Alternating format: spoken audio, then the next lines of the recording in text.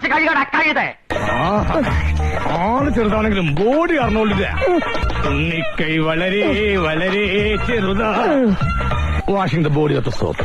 ഇത്രയും കഷ്ടപ്പെട്ട് ഒളിഞ്ഞു നോക്കാൻ എന്തായിരുന്നു അവിടെ കാഴ്ച? ഒരു കുളിസീൻ. പിന്നെ കുളിയേ. ഞാനില്ലാതിരിക്കാനും നീ പഠിക്കണ്ടേ? പ്രശ്നങ്ങളൊക്കെ തനിക്ക് നേരിടാൻ നീ പഠിക്കണ്ടേ?